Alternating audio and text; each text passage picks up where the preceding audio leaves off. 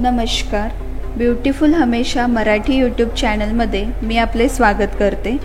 आज मी तुम्हाला झुरळ पळवण्यासाठी काही घरगुती उपाय सांगणार आहे।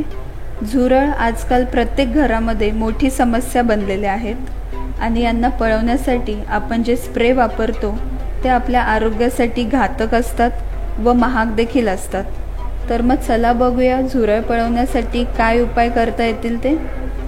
तेजपत्ता आपल्या सर्वांना माहीतच आहे।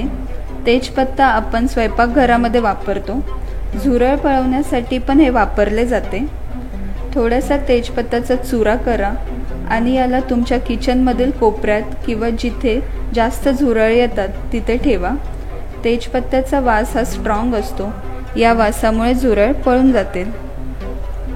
साखरेची पावडर आणि बेकिंग सोडा एकसारख्या प्रमाणात घ्या आणि जिथून जास्त झुरळ येतात तिथे रात्री ही एकत्र केलेली पावडर टाका। साखर झुरळांना आकर्षित करेल व ते साखर खातील आणि बेकिंग सोडा त्यांच्या पोटामध्ये जाईल, यामुळे झुरळ मरतील। झुरळ पळवण्यासाठी काकडीचा वापर देखील केला जातो। जिथून जास्त झुरळ येतात तिथे काकडीचे स्लाइस ठेवा, काकडीच्या वासामुळे झुरळ पळून जातात। अशा प्रकारे तुम्ही काकडीचा वापर देखील करू शकता। झुरळ हे घाण जागी जास्त येतात, यामुळे तुम्ही तुमच्या किचन, घर आणि बाथरूमला नेहमी स्वच्छ ठेवा, मॉइश्चर फ्री ठेवा। कचऱ्याच्या डब्याला घराच्या बाहेरच ठेवा।